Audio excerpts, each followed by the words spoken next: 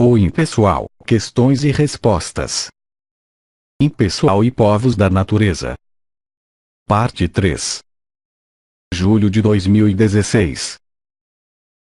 Em cada um de você que é, eu sou. Assim saúdo a cada um, assim estamos aqui reunidos na liberdade e no amor. De coração a coração saúdo você, em sua eternidade abençoo você. Em sua presença e em cada presença, saúdo o que é. Juntos, em união, em comunhão e em unidade, vamos perguntar. Silêncio.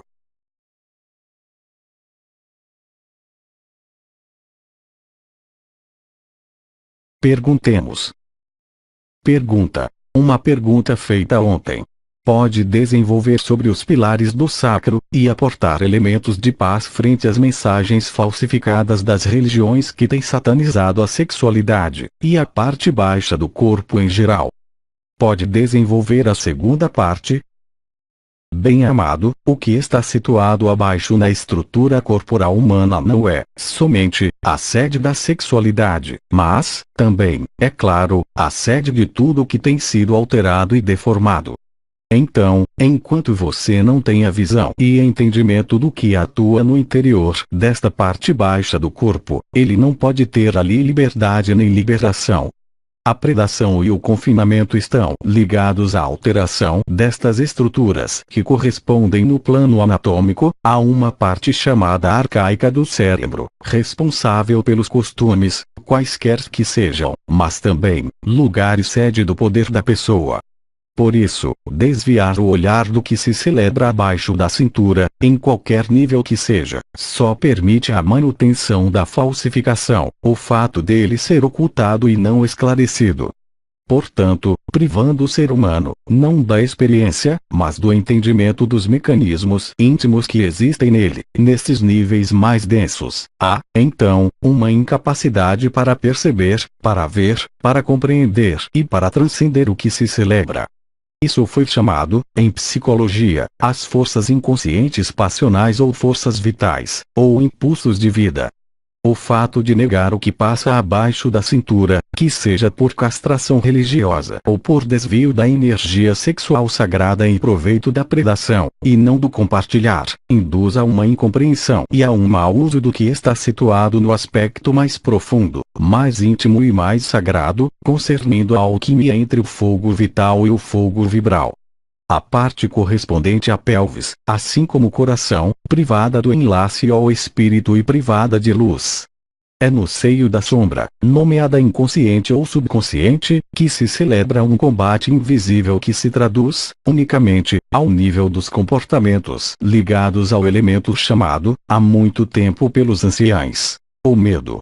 O medo, qualquer que seja, encontrará sempre sua fonte no interior das engrenagens escondidas de predação e chamadas linhas coletivas de predação. Estas linhas coletivas de predação, a nível coletivo, começaram a agregar-se assim que o núcleo cristalino da Terra foi liberado e tem permitido a nutrição da parte baixa do corpo pela onda de vida ou a onda do éter. Que esta seja vivida ou não, não muda nada.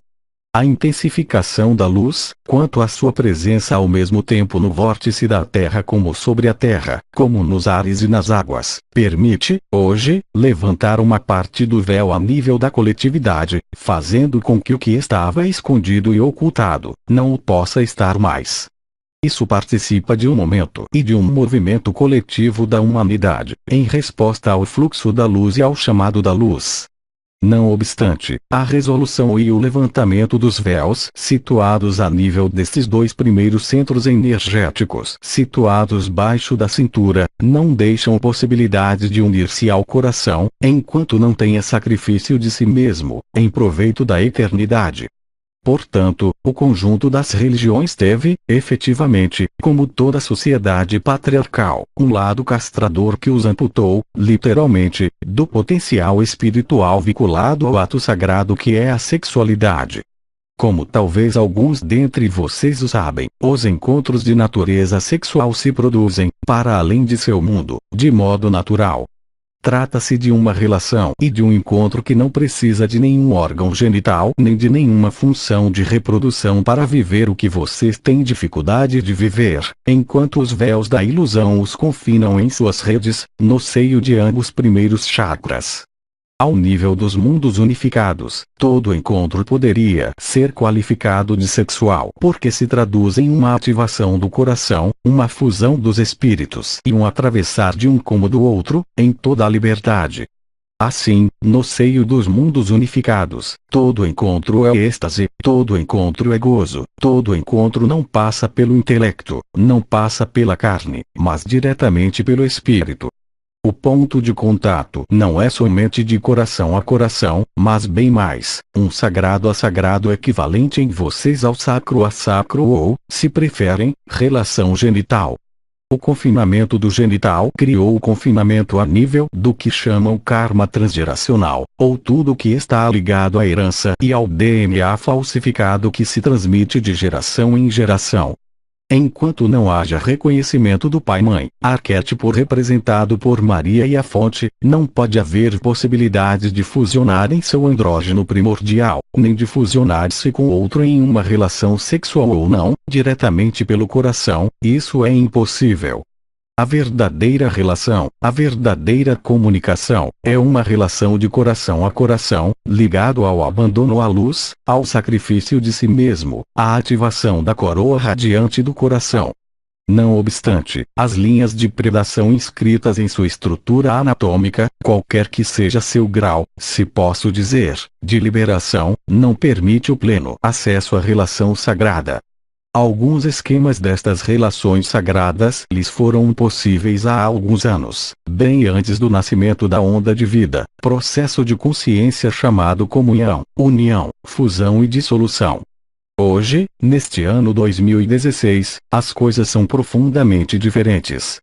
Que isto seja de maneira sexuada ou totalmente assexuada, o desfrute do encontro é o mesmo assim que a pessoa desaparece em proveito da eternidade. O encontro faz-se de coração a coração e de eternidade a eternidade, o que proporciona um sentimento de plenitude, uma realidade de plenitude, e também, um estado de orgasmo, um estado totalmente espontâneo e natural de beatitude. A privação do espírito no interior da pequena pelvis, derivando, pois, do confinamento inicial deste mundo, reproduz-se, hoje, através de toda a relação sexual, enquanto não há levantamento dos véus, enquanto não há transcendência do conjunto das forças de predação, de poder e, sobretudo, de distância frente a outra pessoa, enquanto consideram esta outra pessoa somente como uma pessoa e não como um espírito. Se vocês não se preocupassem tanto com o que seus olhos e sentidos lhes dizem, não teriam mais hoje nenhum obstáculo ao encontro de tipo unitário, ultrapassando de longe os processos vívidos chamados comunhão, união e fusão. Haveria, então, a possibilidade real, o que é o caso para cada vez mais irmãos e irmãs humanos entre vocês, de viver esta comunhão e este êxtase sem viver a dissolução ou o desaparecimento, mas mantendo-se no seio da presença ou da infinita presença. Quanto ao contato dito carnal, qualquer que seja, não é mais indispensável. A intenção do espírito se faz primordial e essencial, a fim de permitir viver este êxtase liberado das marcas de predação do genital. O conjunto das religiões conhece perfeitamente o que se celebra nestes centros inferiores, até se eles não os chamam chakras. Basta, simplesmente, então, como isto foi enunciado na pergunta, pôr a máscara do sujo, a máscara do perigo ou da não conformidade, ainda que seja só um casal, desta noção de relação chamada sexual que só fica a nível sexual e que nunca interessa ao centro cardíaco, nem à coroa da cabeça. Assim que vocês veem claramente em vocês o que se celebra em relação à sua própria predação exercida frente a vocês mesmos, predação do efêmero sobre sua própria eternidade, sobre a qual vocês não têm nenhuma causalidade, nem nenhuma responsabilidade que manter. Liberar-se disto não depende somente dos processos de regresso ou de dissolução da alma, mas representa uma das impressões mais tenazes no seio da egrégora coletiva da humanidade, e isso, independentemente das linhas de predação inscritas diretamente na fisiologia e sua anatomia. Portanto, e como muitos entre vocês sobre esta terra o vivem ou viveram, a relação sexual normal, inclusive a mais gratificante, a mais conforme a um modelo de sociedade, nunca resolverá o que está falsificado a este nível. Só a passagem ao coração permite isto, sem renegar este aspecto sagrado que é vinculado à sexualidade, praticada ou não, mas, no entanto, portado por seus órgãos sexuais. Então, atuar sob a culpabilidade é um investimento. Da mesma maneira que, hoje, a liberalização dos costumes, observáveis em suas sociedades ocidentais, tem, exatamente, o mesmo efeito e o mesmo resultado que a privação da sexualidade vivida sob a influência das religiões, até o Renascimento e até o aparecimento do que foi chamado, inclusive, antes do Renascimento, a libertinagem. Mas, entendam bem que, nenhuma libertinagem, se está privada do coração, levará vocês à sexualidade sagrada. A sexualidade sagrada não é somente, por exemplo, do tantrismo ou das obras mais técnicas, eu diria, sobre a sexualidade. A sexualidade sagrada é a sexualidade vivida pela vibração do coração, e não pelo atrativo sexual, onde a fisiologia apaga-se diante da espiritualidade da relação.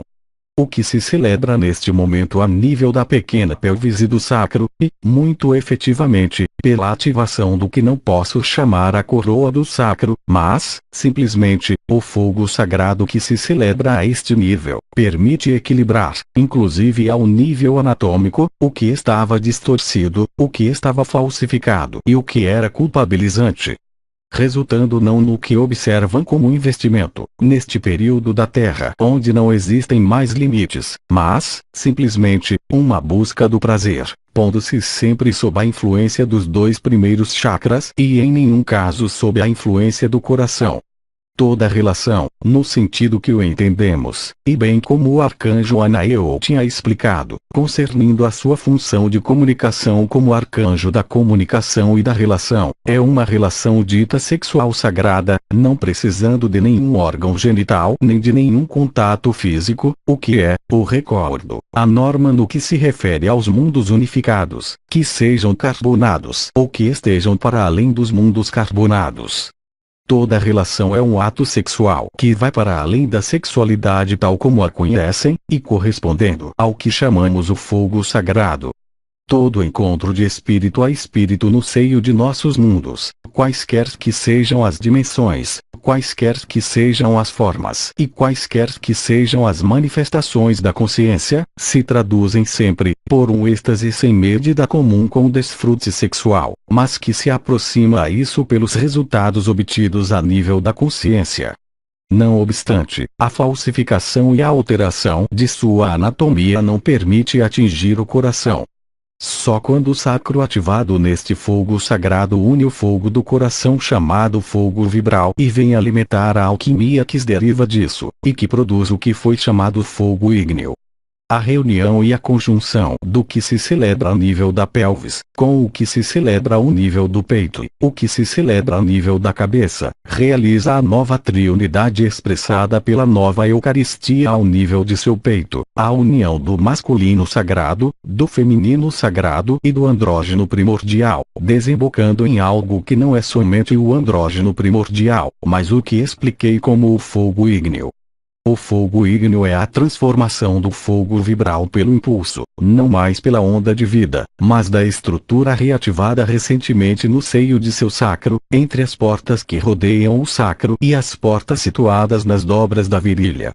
Esta estrutura geodésica particular que se realiza, então, permite a união da triunidade no seio da mesma unidade, no coração, criando então a ponte e o ponto de passagem da infinita presença ao coração do coração, ao absoluto.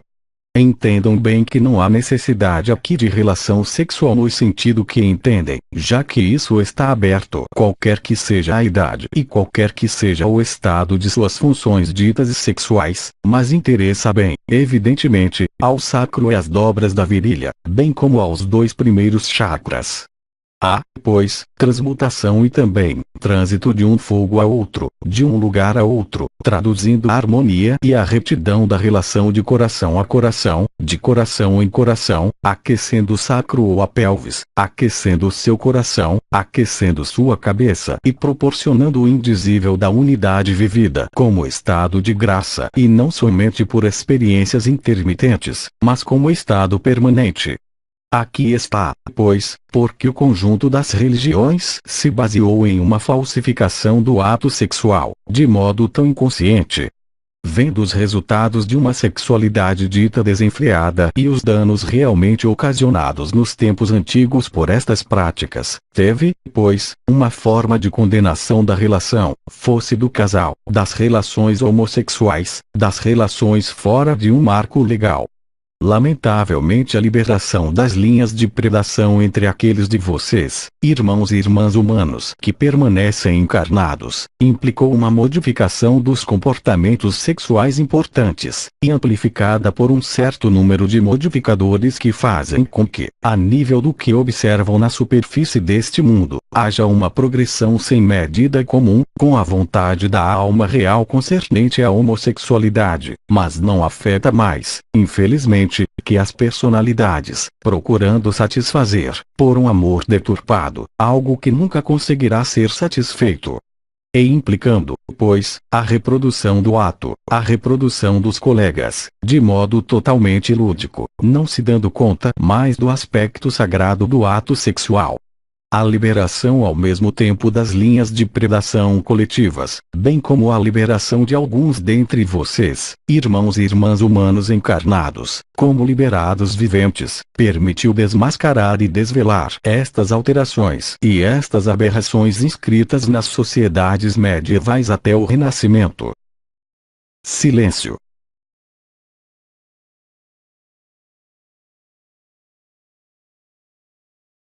Perguntemos. Pergunta. No momento da escuta e acolhida do impessoal, os olhos de um irmão se puseram sobre os meus com uma grande doçura. Isso tem um significado particular. O único significado que posso aportar é que no momento da escuta, no momento da leitura, há uma espécie de sintonia ou de sincronicidade que se produz, abrindo, justamente, a percepção dos canais do espírito. Os olhos são a janela do espírito sobre o mundo, inclusive em seu mundo. Então, ver os olhos de um irmão ou fraternizar escutando ao impessoal, põe vocês em um estado propício à recepção de todo o espírito, como eu digo a cada visita. Em cada um, eu sou cada um de vocês e vocês são cada um de vocês. Isto é, de certo modo, uma primeira experiência ou uma primícia, existem outros, permitindo ver a relação de coração a coração, efetivamente, imprimida de doçura. O perigo seria traduzir isso com funcionamentos anteriores e caducos, vinculados à estrutura, justamente, patriarcal da sociedade, tal como respondi na pergunta precedente. Não há, pois, outro significado que o de viver esta doçura, que o de viver o que se celebra neste momento, sem projetar o que seja de outro, eventualmente, por qualquer relação em outro plano.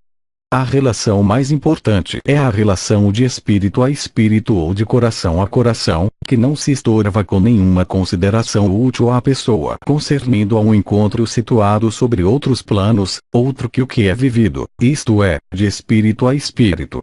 Não há, pois, propriamente falando, um significado particular, mas, simplesmente, uma imagem que corresponde à realidade do que é vivido, ou repito, cada vez, de cada um a cada um. Sou cada um de vocês, e cada um de vocês é cada um de mim. Silêncio.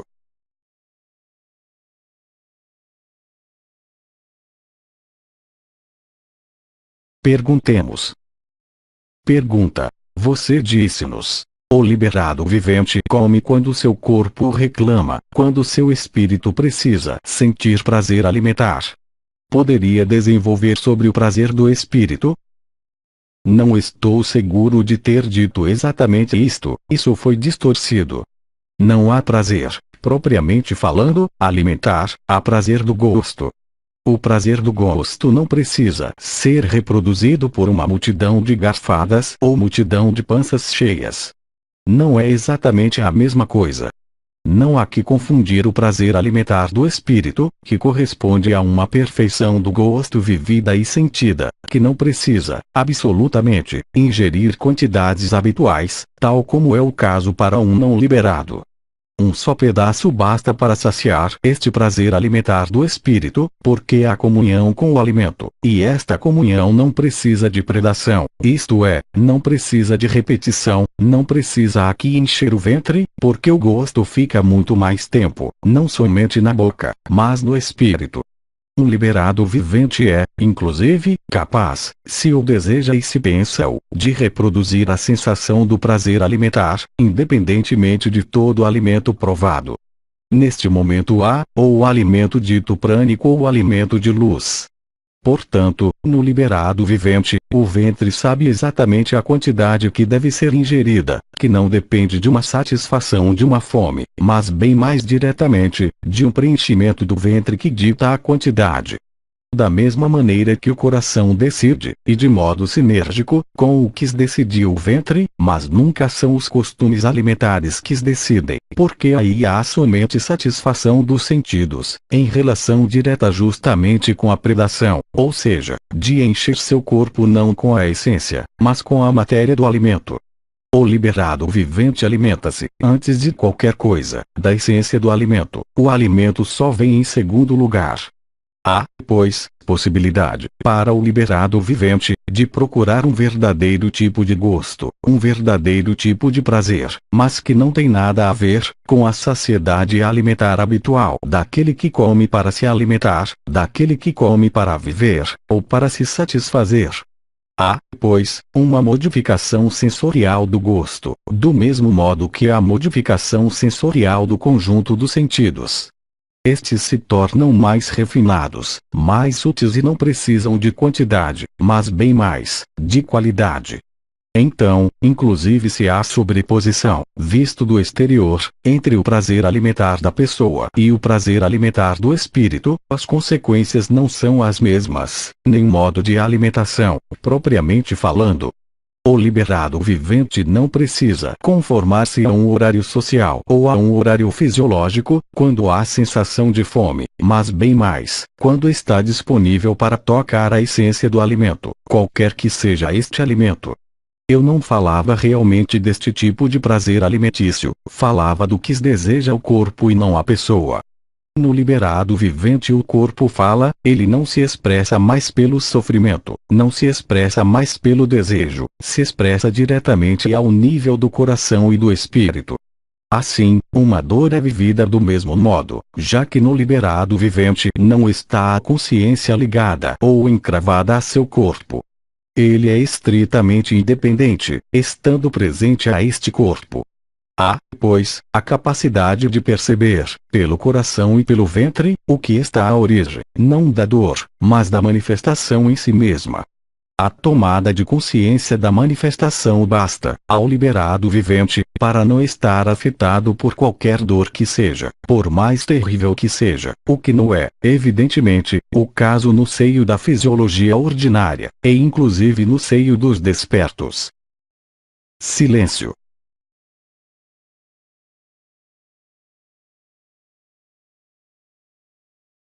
O liberado vivente não precisa de horários, não está obrigado ou requerido de respeitar a fisiologia ordinária porque é independente disso, e a potência do espírito, basta, se posso dizer, então, para suprimir as consequências, por exemplo, das anomalias metabólicas de origem alimentar.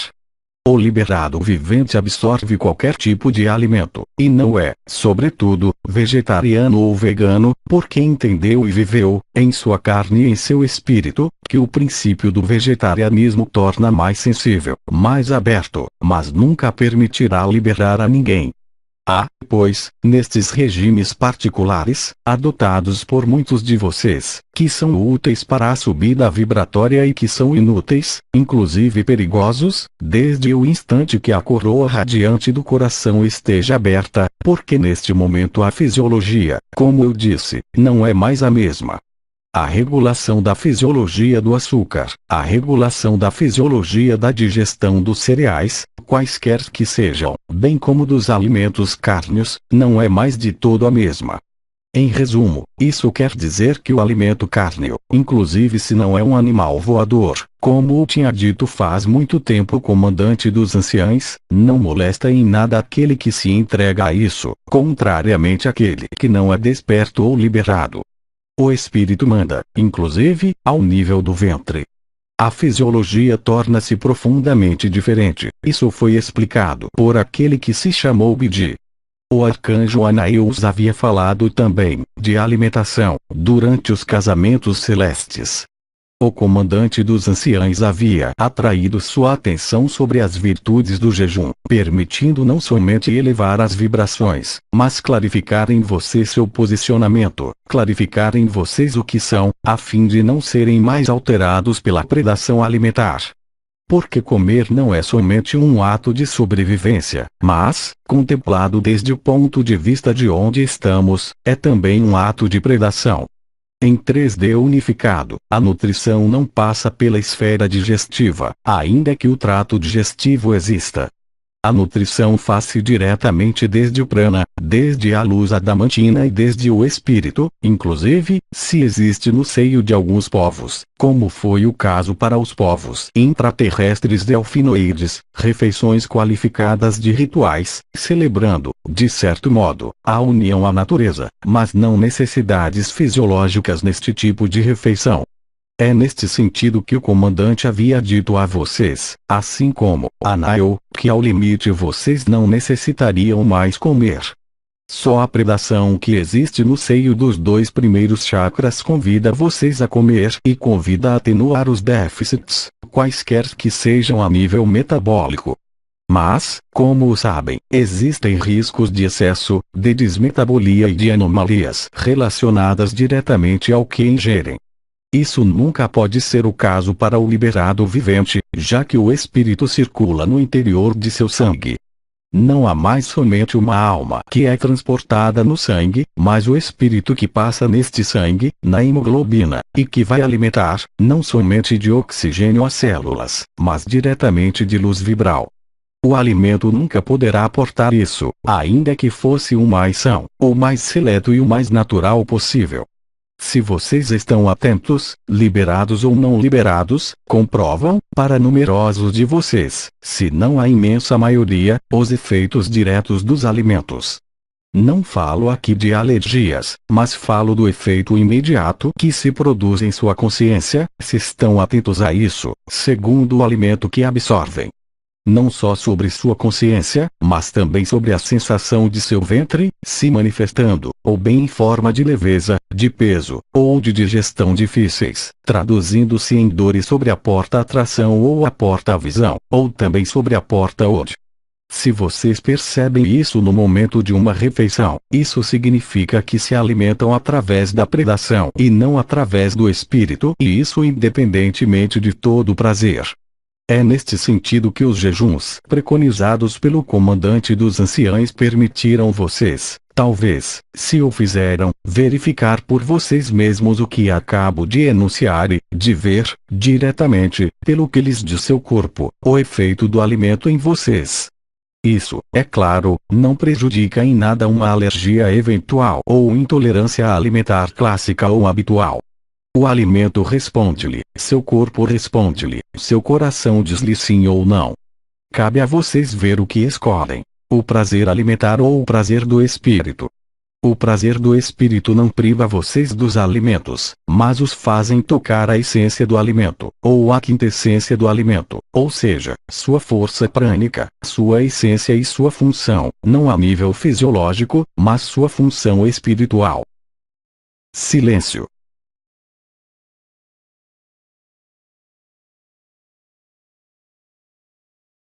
Para terminar com os alimentos, Talvez vocês observaram que o aspecto físico dos alimentos, a cor dos alimentos, a textura dos alimentos e o gosto, é claro, são preponderantes e amplificados assim que vocês comem com consciência. Isto é, rezar antes de comer, não para purificar o que seja, mas para se ligar à essência dos alimentos. Colocando na boca tal alimento ou tal outro alimento, vocês entrarão em contato, para além do gosto, então, com o que nomeei a essência ou a quintessência do alimento, e, pois, o arquétipo ligado ao produto ingerido, dando-lhes acesso a informações do mesmo tipo que o que pode ser produzido com os povos da natureza, informando vocês, para além do gosto, sobre os efeitos dos alimentos. O arcanjo Anael havia falado dos alimentos líquidos. Hoje, mesmo através de simples verduras ou frutas, lhes é possível, para além do apetite e do prazer alimentar, ver diretamente, olhando este alimento o que produz em você sem degustá-lo. Vocês podem, pois, absorver diretamente a quintessência, o prana, o vibral de todo alimento, qualquer que seja, passando, então, de uma necessidade alimentar ou de um prazer alimentar, ao que eu havia nomeado, concernindo aos delfinoides do intraterra, a refeição ritual que se torna uma refeição sagrada. O alimento se torna, então, uma forma de comunhão, de consciência a consciência.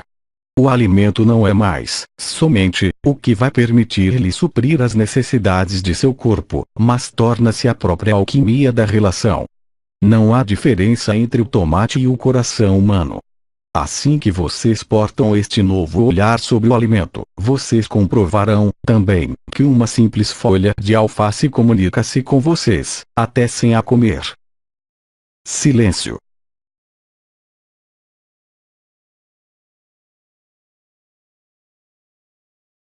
Perguntemos.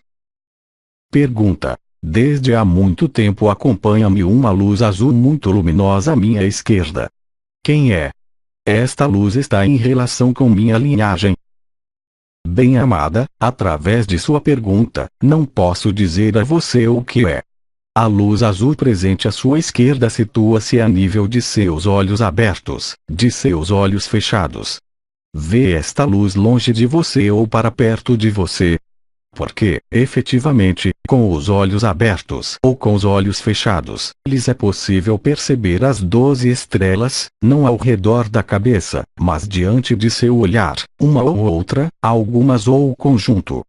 Estas são, efetivamente, coloridas e se apresentam em forma de pequenas esferas coloridas, que representam as 12 virtudes espirituais arquetípicas do Espírito, tais como as chamadas 12 estrelas de Maria.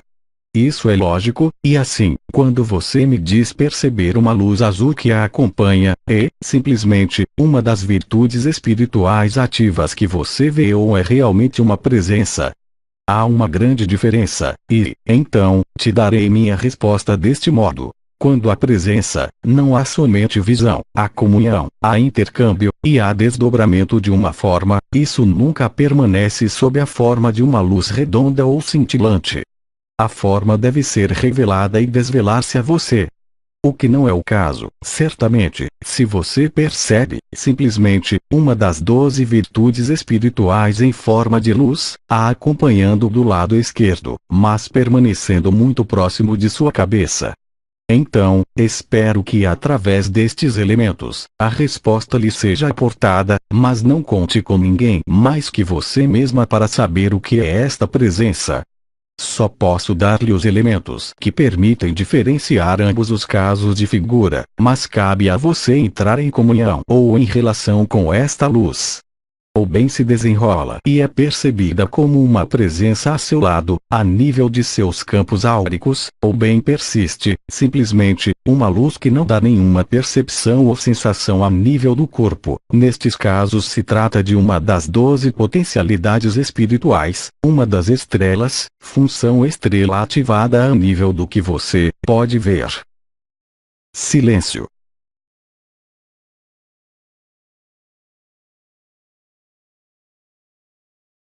Perguntemos. Pergunta. Recebi a informação de que minha origem era Amazatum. Pode esclarecer-me sobre esta origem e sua especificidade? Querida, se você emprega esta palavra, é necessariamente que a leu em alguma parte. A Mazatum faz parte da linguagem silábica Ginab do original. É a assinatura das mães geneticistas de Sirius. A origem Amazatum, o recordo, é comum de todo irmão e irmã humano da Terra que leva o DNA de Maria. Não é, então, uma particularidade, porque podemos dizer que cada um de vocês possui, não necessariamente esta origem, mas pelo menos uma linhagem, pelo menos o DNA de Maria. Não posso dizer nada mais disso que o que você já leu. Eu lembro no entanto, que há, efetivamente, revelação das linhagens e das origens, mas que isso não deve mais hoje, o que não era válido há 2 anos ou, ainda, 1 ano, fazer você interrogar-se, mas, simplesmente, aquecer a isso, não apropriar-se e ultrapassar também isso. Do mesmo modo que lhes é pedido atravessar o que remonta neste período, como parte dos últimos elementos escondidos, que lhes eram desconhecidos e que se evacuam atravessando-os. Isto concerne tanto às suas memórias como ao que pode, de certo modo, permanecer incrustado, de memórias ou de angústias concernindo as suas vidas ou a sua vida. Mas, vocês não são isto. Simplesmente, o fato de vê-los iluminados, de ir cada vez mais em profundidade, dando cada vez mais precisão para a eliminação desses engramas que permanecem a nível de suas linhas de autopredação. Não é possível lhes dar os comportamentos correspondentes a cada origem estelar, inclusive, se falamos disso um pouco ontem, concernindo algumas origens estelares. A origem estelar faz parte do gênese de sua consciência, mas lembro-os que vocês estão para além de toda consciência e que vocês são conjunto das consciências ao mesmo tempo. A revelação de sua origem ou a revelação de suas linhagens, que se produza agora ou que já se tenha produzido, os pode interessar e interrogar, mas, hoje, mais que nunca, é pedido para vocês atravessarem também isso, com toda leveza e de não fixar sua atenção em uma nova crença, em uma nova possibilidade de funcionamento. Permaneçam, simplesmente, humanos, atravessem o que atravessem, seja o que for que lhes seja revelado, vejam-no claramente, aquecendo a isso, e atravessem também isso. Não se atenham a nada do que emerge como elemento, que isso seja de suas memórias, traumatismos, origens ou linhagens estelares. Não há melhor modo hoje, de se liberar por si mesmo de tudo isto. Mesmo se existe, no seio de sua liberdade, uma escolha deliberada de reunir sua origem ou suas linhagens, não esqueça que, em definitivo, você também será liberado, qualquer que seja sua atribuição e qualquer que seja a liberdade de seu futuro. Hoje, entrar em humildade, em simplicidade e no sacrifício da pessoa que crê em ser, passa pelo abandono de todas as referências, quaisquer que sejam, a fim de permanecer o mais possível tranquilos, permitindo, então, aproximá-los do coração e deste ponto de passagem da infinita presença onde, o recordo, não existe nenhuma visão, nenhuma linhagem, nenhuma origem estelar, nenhuma cor, nem manifestação de consciência. Colocar-se no seio do coração ou na infinita presença dá-lhes a ver o que vocês são, como luz primordial e primeira emanação desde a consciência, dando a vocês a certeza do que são. Não derivem desta certeza tentando explicar, compreender com seu intelecto, porque senão, vocês recaem na autopredação. Não alimentam mais o espírito, mas alimentam a alma e o corpo. Cabe a vocês ver e de escolher. Do ponto de vista do absoluto, não existe nenhuma diferença entre um grão de areia e um arcanjo, não existe nenhuma diferença entre o sol e a fonte. O chamado da luz, neste período e já desde numerosos meses, é de fazê-los extirpar, por abandono e sacrifício, todas as manifestações, fossem as mais prestigiosas, de qualquer encarnação passada neste mundo ou de qualquer origem, ainda que fosse a mais prestigiosa no seio das mães geneticistas de Sirius. Para o absoluto, não há nada de prestigioso, há, simplesmente, os jogos da consciência no seio da liberdade. Não há mais valor no grão de areia que em um sol, que em uma mãe geneticista. Há a mesma vida e não há nenhuma diferença, do ponto de vista do absoluto. A única diferença vem da própria consciência, em projeção ou em manifestação. Buscai o reino dos céus que está em vocês e o resto vos será acrescentado. O Cristo dizia também, e isto foi repetido numerosas ocasiões pelo comandante dos anciães: o que é importante, não é o que entra em sua boca, é o que sai de sua boca. Cristo tem acrescentado, em escritos que não têm nada a ver com os evangelhos, mas estão ligados aos evangelhos apócrifos e em particular o de Tomás: aquele que ganha, é o que é comido e não o que come. Porque o que é comido livra sua informação no seio de uma estrutura dita exterior. Ele imprime, assim, a marca de sua informação pelo fato mesmo de ser comido. O ganhador não é o que come, mas o que é comido. Isso reúne totalmente o que tinha sido expressado pelo mestre Felipe de Lyon com respeito ao fato de ser o menor entre vocês, reunindo os ensinamentos e a revelação do que é a verdadeira humildade, que nada tem a ver nem como uma atitude, nem uma apresentação, mas está ligado diretamente aos mecanismos íntimos de seu funcionamento, tanto no plano alimentar, como sexual, como relacional, como espiritual. Silêncio.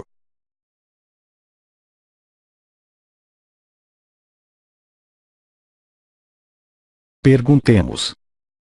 Pergunta: o que significa o fato de se ver nua, com cabelos muito longos que cobrem meu corpo, tendo diante de mim um computador que tampa minhas partes íntimas?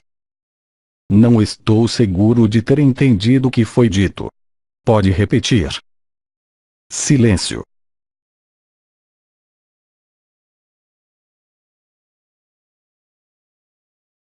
Pergunta: o que significa o fato de se ver nua, com cabelos muito longos que cobrem meu corpo, tendo diante de mim um computador que tampa minhas partes íntimas?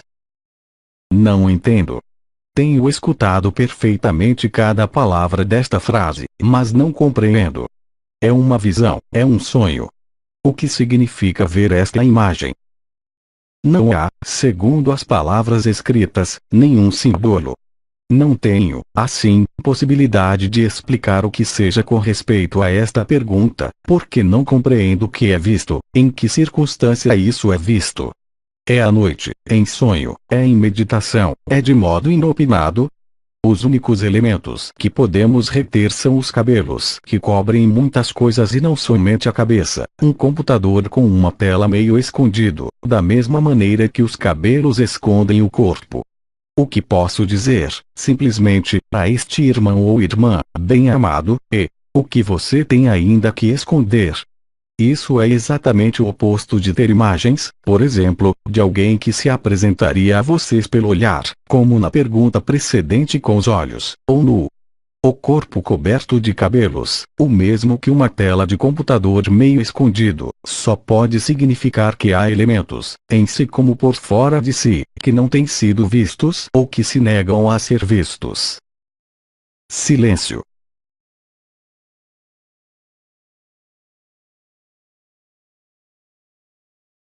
Perguntemos. Pergunta: o que significa este sonho? Em meu quarto, estou deitada sobre a cama com aquele que os canaliza e nos beijávamos, mas sem conotação sexual. Sua colega estava presente bem como algumas pessoas. Estávamos nos em uma doce ternura como crianças. Depois, saímos ao salão e olhamo-nos, um pouco admirados. O que está nu, sem conotação sexual, como você disse, se põe a nu.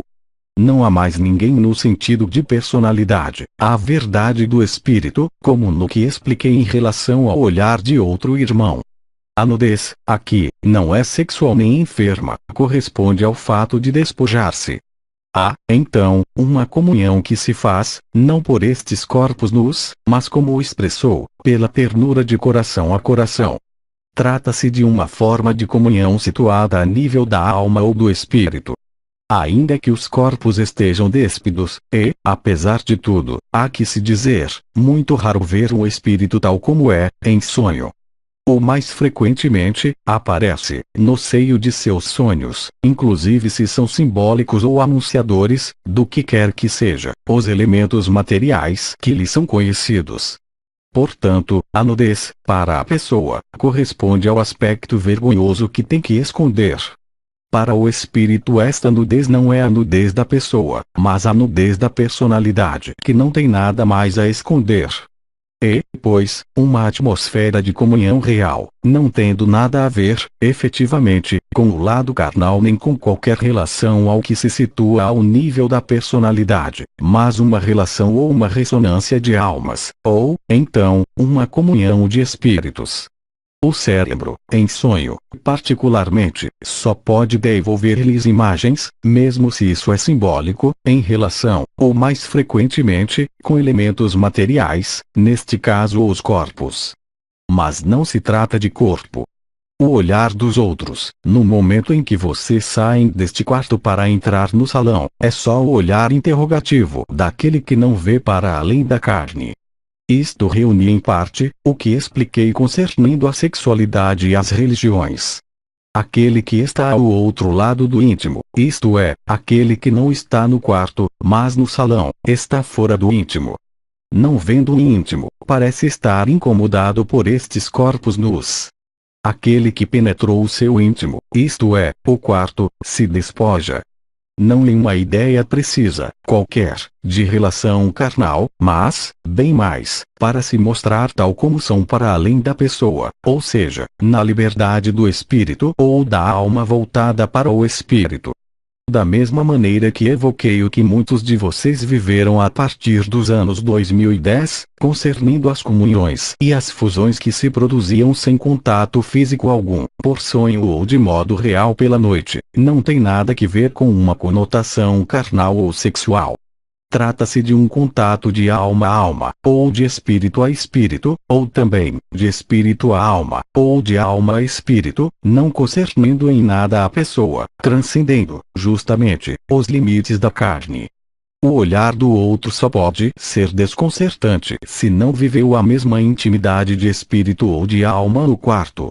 Além disso, os que os acolhem estão em um salão, enquanto que vocês saem de um quarto. Silêncio.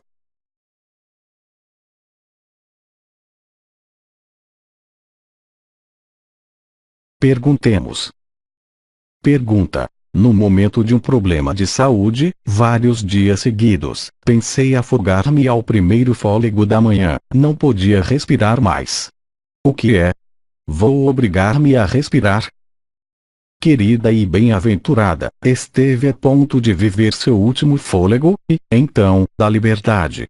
Não obstante, lembro-a, que no momento de um regresso no seio deste corpo, em particular de madrugada, pode existir, eu diria, um mau encaixe, dando uma espécie de sobressalto respiratório e um sentimento profundo de afogamento, significando, simplesmente, seu regresso neste corpo. Trata-se, pois, ou bem de um regresso, ou bem de uma saída falhada. Então, você vê por si mesma, que através desta pergunta, inquietou-se por sua pessoa. Você é esta pessoa.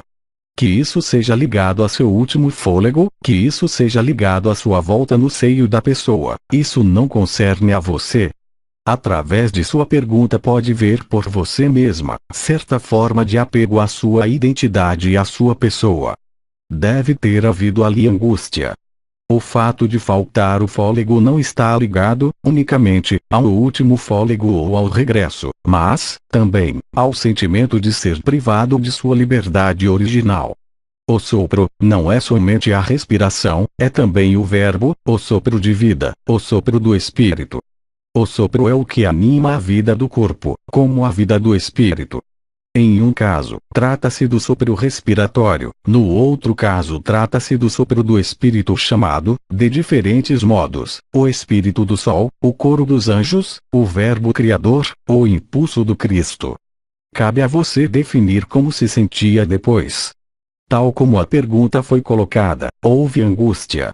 Se fosse colocada de outro modo, sempre no mesmo questionamento, então haveria verbo. Que isso seja, aliás, o retorno ou uma saída, real ou não, não muda nada. A interrupção do sopro, a modificação do fôlego com incapacidade de respiração, é claro, para além de todo quadro médico ou patológico, só traduz uma mudança de ritmo e uma mudança de estado. Em ambos os casos que lhe dei, teve efetivamente mudança de estado, saída falhada ou regresso rápido no seio deste corpo de carne. Silêncio.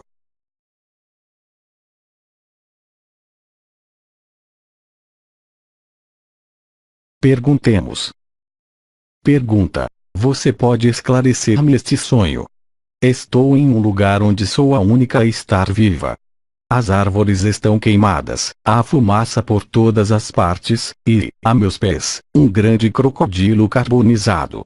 Um imenso pássaro dourado aparece no céu. Ele vem até mim, subo sobre suas costas e ele me leva. Uma vez sobre este pássaro dourado, comprovo que se parece com uma tartaruga.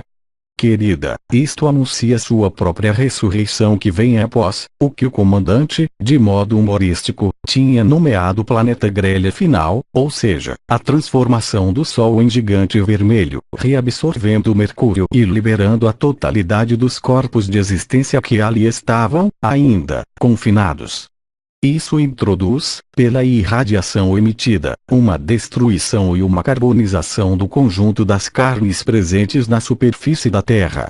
O fato de que esteja viva, e que um pássaro dourado, como uma fênix, venha apanhar você, anuncia sua própria ressurreição, por destruição e transmutação de sua estrutura efêmera. O pássaro, como uma fênix, encontra-se com um corpo ou uma cabeça de tartaruga. A tartaruga também está ligada à ressurreição. Em muitas tradições asiáticas, a tartaruga é, também, a possibilidade e a oportunidade que você encontrou de liberar a si mesma no momento do planeta grelha, e de viver sua eternidade. O pássaro, como a tartaruga sobre a qual viaja, é seu próprio corpo de eternidade ou de existência. Neste sonho, a certeza de sua ascensão. O antigo morreu, o novo nasceu, navega para sua destinação de eternidade, para a liberdade. As forças de predação, representadas aqui como um réptil, um crocodilo, mais precisamente, também está carbonizado. A cidade é uma estrutura social de organização da sociedade patriarcal, ela também está carbonizada. De modo que estará liberada no momento em que tudo será carbonizado. Silêncio.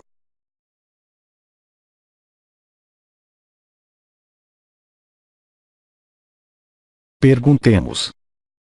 Pergunta: como se manifesta em nós, e em nossas experiências a intensificação atual de precisão e profundidade? Bem-amado, se já o percebe, a vibração destas duas portas, mas, também, estas duas estrelas ao nível de sua cabeça.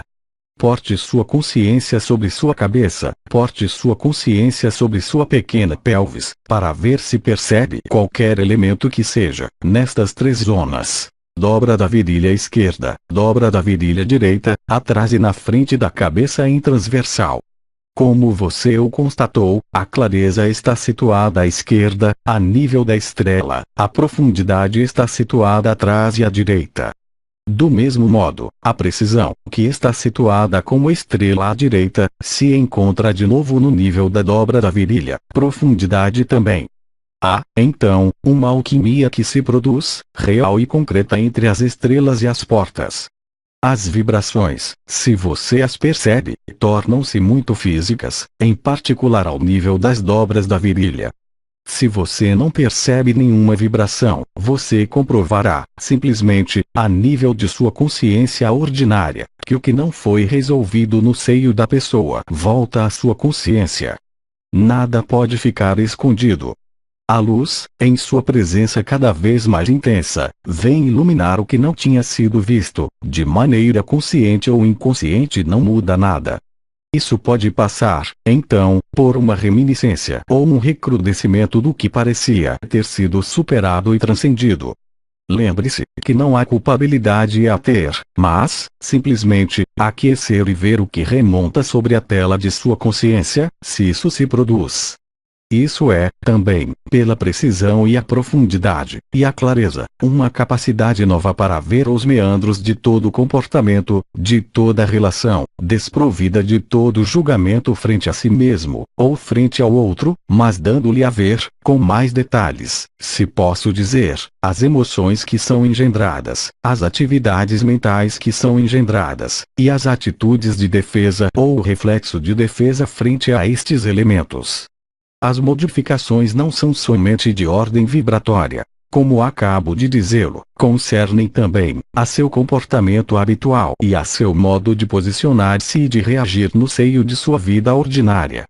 A precisão e a profundidade põem fim à autopredação. Há, então, uma forma de reorientação de sua consciência quanto a seus desejos, quanto às suas necessidades, quanto às suas manifestações. A precisão e a profundidade, finalmente, são os dois últimos alicerces prévios à sua ascensão ou à sua liberação. A precisão não está tão ligada à precisão das palavras que você poderia empregar, ou inclusive aos pensamentos que poderia ter, mas bem mais, a precisão cirúrgica, se posso dizer, da própria luz em mostrar a você e em revelar-lhe, ou bem o que tem sido escondido, ou bem o que está ainda disfuncional no seio da pessoa, mostrando, simplesmente, o que ainda há para ajustar pela ação de graça e pelo estado de graça da luz em suas estruturas efêmeras. Silêncio.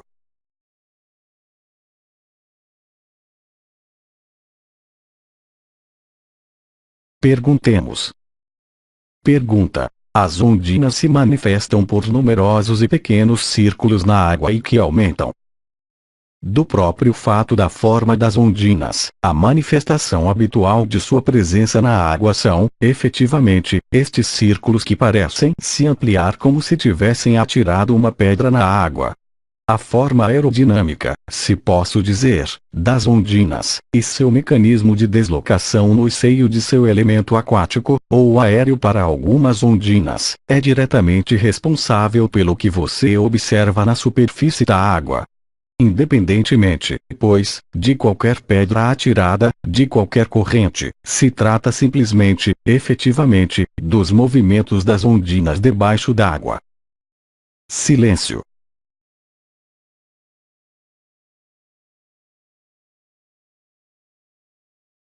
Perguntemos. Não temos mais perguntas. Bem-amados, se vocês têm perguntas orais, é o momento agora de as formular. Pergunta. É um sonho. Passeávamos em um pequeno grupo, com aquele que os canaliza e sua colega, e sua criança que montava no triciclo. Nosso amigo fez ar de ir ao banheiro e se despiu totalmente diante de nós. Ele fazia giros e cambalhotas. Olhamo-nos, pensando que ele tinha enlouquecido. Pode explicar? Ir ao banheiro é também um espaço íntimo, como o quarto do sonho precedente. Despojar-se mostra aí, também, que não há nada a esconder. Para o olhar da personalidade, ter se tornado louco é a liberação total dos condicionamentos. Por outro lado, recordo-os que, no que chamam o tarot, o último arcano é o louco, Le Fol ou Le Mat, aquele que está liberado das forças de confinamento e que não está sujeito a nada com respeito à sua pessoa. Há, pois, ali também, sentimento particular daquele que vive este sonho de ver a nudez prévia à intimidade. O mesmo significado pode ser aportado. Quanto à loucura, o que é razão aos olhos da fonte, é loucura para vocês. A liberdade, sobretudo em sonho, acompanha-se, ou mais frequentemente, do sentimento de não ter nada a esconder. A nudez de um corpo somente é a nudez do espírito, e a clareza do espírito, aliás, ilustrado pelos movimentos que você descreveu, e correspondendo ali, também, da liberdade. O louco, aos olhos do homem, é o sábio aos olhos da fonte. Não há nem barreiras, nem limites, nem restrições. O fato de que haja uma parceira, o fato de que haja uma criança, significa, simplesmente, que a relação vivida de espírito a espírito entre esses dois seres, conduziu ao nascimento, não na carne, mas ao nascimento do espírito que, como o vê, vai sobre um triciclo, isto é, sobre 3 rodas. Há, pois, realização da triunidade. Evidentemente, a pessoa que vive esse sonho e vê esse sonho, só pode fazer-se a pergunta da loucura, da nudez e da criança. Transponham isso, não na visão da pessoa, mas na visão do espírito ou da alma para além do símbolo, mas, bem mais diretamente relacionado aos arquétipos, e vocês recaem, sensivelmente, sobre a mesma explicação que dei para um dos sonhos precedentes que me foi feito. Além disso, talvez, você pode ter feito parte de ambos os sonhos. Silêncio.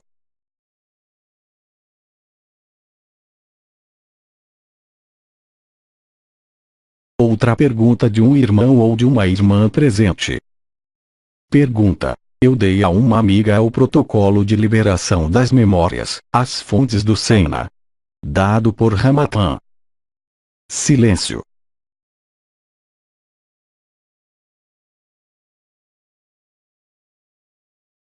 Pergunta: por que a luz nos levou a este lugar para compartilhar isso? Responderei simplesmente: por que não? A água, assim como a floresta, são elementos da natureza. Que explicação precisa ter aí? O importante não é o lugar, mas o que é vivido.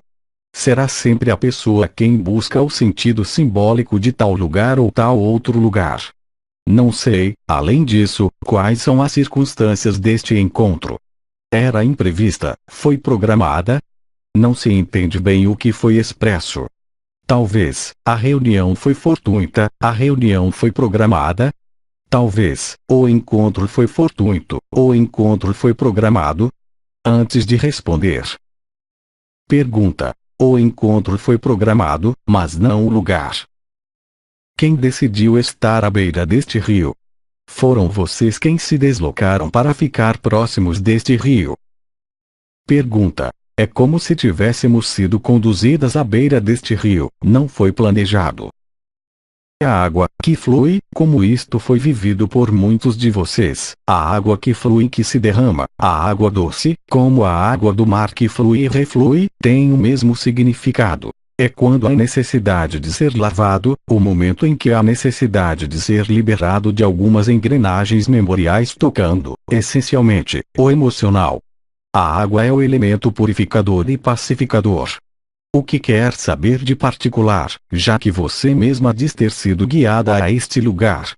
Só posso especificar que o agente água, o elemento água, através do rio, neste caso aqui, é o que, certamente, facilitou a prática do processo de liberação memorial dado por Ramatan. Isso pode estar em relação com a água em moção, mas também com a linhagem da água, da qual uma de vocês seria portadora, mas acho que o mais provável corresponde à facilitação da liberação memorial à beira do elemento água. Que mais explicação deseja ter além desta? Pergunta: eu só estava surpresa de encontrar-me na fonte do Sena.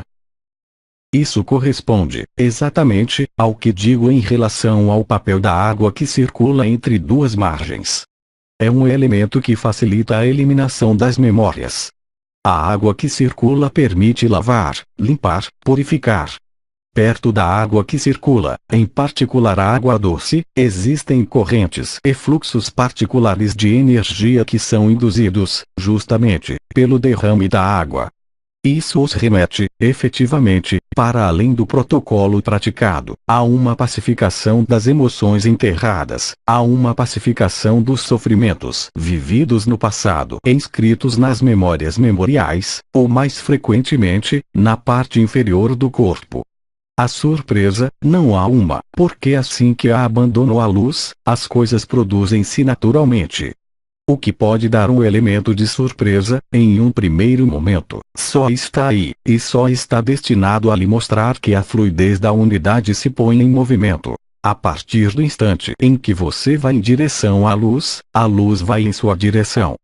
Que chame isso sincronicidade, que chame isso surpresa, isso não é, é simplesmente a evidência da luz, a partir do instante em que você segue a graça e quando a graça penetra você. Silêncio.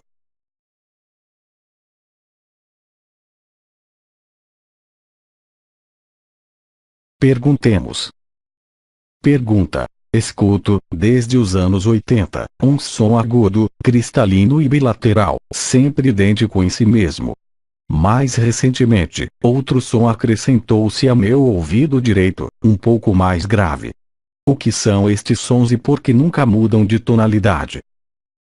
Bem-amado, no princípio dos anos 80, e em particular no ano 1984, vocês viram sobre esta terra a chegada da efusão da energia mariana de Sírius, nomeada, também, Espírito Santo ou Shakti. Quando a Shakti penetra pela cabeça e começa a abrir, o que foi chamado os chakras, aparece o som no ouvido esquerdo, depois no ouvido direito. Este som cristalino é chamado nada ou canto da alma, traduz a comunhão e a comunicação restabelecida com a alma, pela perfuração das bainhas isolantes dos chakras situados ao nível do sétimo e sexto chakra. Este som, escutado na orelha esquerda, chega depois ao nível da orelha direita. Há certo número de tonalidades e de sons diferentes. O som cristalino indica a ativação do Espírito Santo em você, e a resposta de sua alma e de seu espírito a esta estimulação vinda de Sírius e de Maria. O som da alma e o som do espírito, ouvidos à esquerda e à direita, são os testemunhos da ativação da coroa radiante da cabeça, mas também do coração, a partir do instante que o som aparece, em outra tonalidade, sobreposta ao primeiro som, sobretudo do lado direito, mas também, às vezes, do lado esquerdo. O som cristalino é, eu diria, a quinta oitava, faz que o que é escutado, o que é nomeado canto da alma, este som forme parte de um trabalho particular no seio do yoga chamado Siddha Yoga, e Kriya Yoga. Estes dois yogas, e outros também, evidentemente, trabalham na meditação sobre o som. O som é, antes de tudo, a testemunha, se não há desordem, nem a nível da orelha nem do cérebro, simplesmente, do contato restabelecido com a alma e com o espírito. O canto da alma e o canto do espírito, chamados o nada, fazem parte dos siddhas ou siddhis, ou seja, dos poderes da alma. O som é a testemunha da ativação dos chakras superiores, sua reabertura se prefere. Isso confirma que você recebeu a irradiação, ao mesmo tempo de Sírius, a irradiação do Espírito Santo, mas, também a graça de Maria que acompanha sempre este som. Este som é escutado por todos os despertos. Existem 7 tonalidades, ou mais frequentemente, 5 são perceptíveis. O som mais cristalino corresponde ao rompimento da bainha isolante situada a nível do corpo causal, e, então, do chakra da garganta. A ampola da clareaudiência, neste momento, reorienta seu posicionamento e torna-se o que foi nomeado canal mariano, representado pelos cornos da deusa Hathor no Egito, nomeado, também, os cornos celestes ou Antakaranã. O som é, pois, a testemunha direta da presença da alma e do espírito no seio de sua consciência ordinária. Silêncio.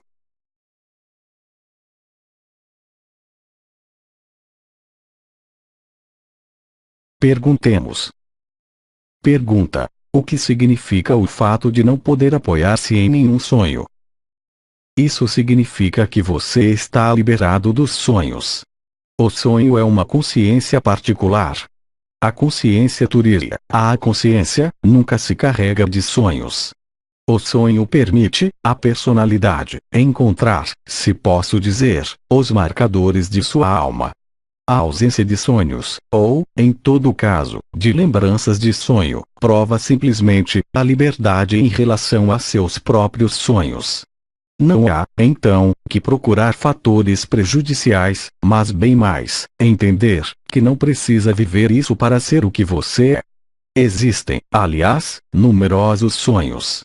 Isso não quer dizer que você não sonha, isso quer dizer, simplesmente, que sua consciência não precisa ter suporte de sonho para encaminhá-lo em sua vida ou para te colocar questões.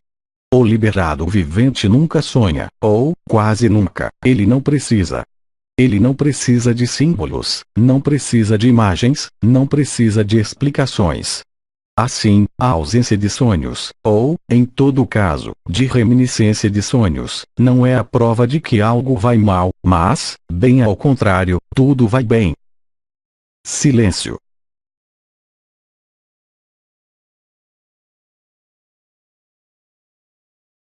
Perguntemos.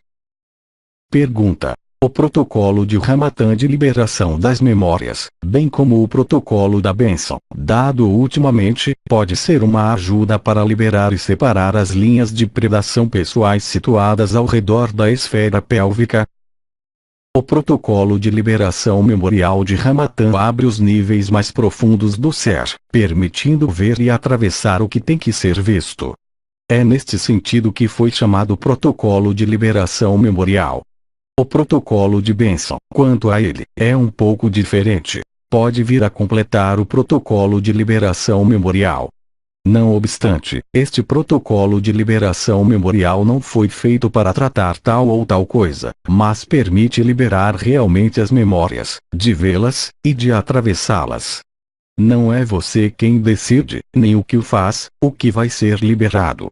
Só o que aflora no seio da consciência, só o que começa a ser visto e percebido, se libera assim deste modo. A bênção que foi comunicada, cujos gestos não são idênticos, mas que se aproximam a isso, exceto para a cabeça e o que é traçado sob os pés, permite, aí também, se aproximar da liberdade. Mas, uma vez mais, não é possível escolher, neste protocolo, de atuar sobre tal coisa mais que sobre tal outra coisa. O que será ativo é, unicamente, o que toca a consciência. Mas, fazendo então esta pergunta com respeito à sua problemática, é evidente que isso está presente à sua consciência. Convém, pois, praticar este exercício e ver quais são as consequências e os efeitos. Silêncio.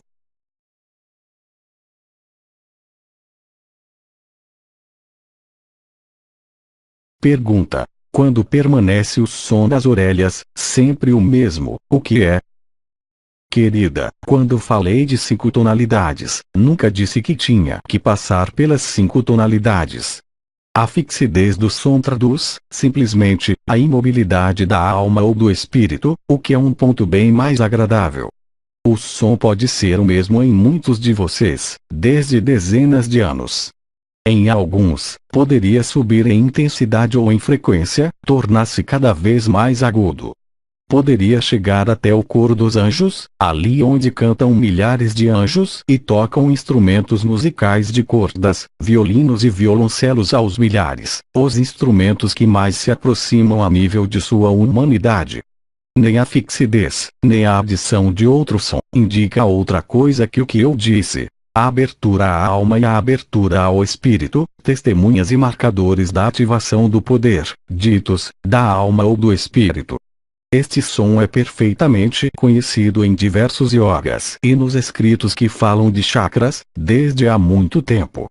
Se o som é sempre o mesmo, uma vez mais, não há mais significado ou explicações, que o som que se agrega ou que se modifica, você observará, no entanto, que se o som é o mesmo, possui, não obstante, variações de intensidade. Estas variações de intensidade não estão ligadas a seu humor, à sua mentalidade, mas estão vinculadas diretamente a certos ciclos, a certas datas, que isso seja o ciclo lunar, por exemplo, ou também alguns acontecimentos produzindo-se no Sol. Nos yogas que evoquei anteriormente, há a possibilidade de meditar sobre este som, permitindo, então, fazer bascular sua consciência do efêmero ao eterno. Nestes yogas que expressei, a escuta do som é um processo de expansão de consciência. Silêncio.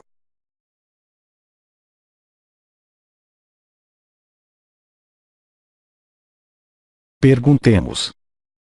Pergunta. Pode explicar o que aconteceu com a Arca da Aliança da qual fala São João no Apocalipse, onde fala de 2 testemunhas e onde a Arca retorna no final dos tempos? Você quer, então, conhecer a posição geográfica da Arca da Aliança. Esta está na Etiópia. Será, efetivamente, restabelecida as 2 testemunhas no momento de sua morte e de sua ressurreição em Jerusalém.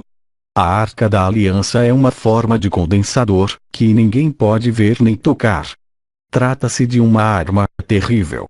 Mas, isso faz parte da história, e do cenário escrito que, aliás, vocês estão atuando. As duas testemunhas estarão em posse, chegado o momento, das chaves desta Arca da Aliança. Eles são as duas únicas pessoas, por sua história no seio deste mundo, que podem abrir a Arca da Aliança e liberar o escudo que está presente. Mas, isso pertence ao cenário da história, mas você não é esta história. No entanto, trata-se de fatos extremamente concretos e precisos, assim como foi anunciado por São João no Apocalipse. A Arca da Aliança ainda está nas mãos do que se nomeia o Patriarca de Etiópia, a Igreja Ortodoxa. A Arca da Aliança será restabelecida ao Patriarca de Constantinopla, que ele mesmo entregará as chaves e a arca às duas testemunhas. O que lhe aporta isso? Qual é a utilidade? Faço-lhe, a meu turno, uma pergunta. É só para ter um esclarecimento, porque li esta história e queria saber se está lá. Obrigado por sua resposta. Obrigado pela sua. Silêncio.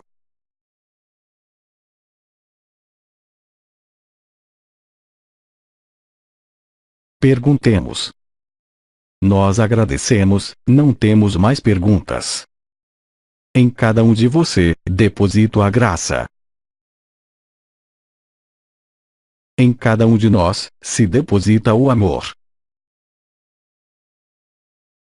A cada um de você, te agradeço a presença.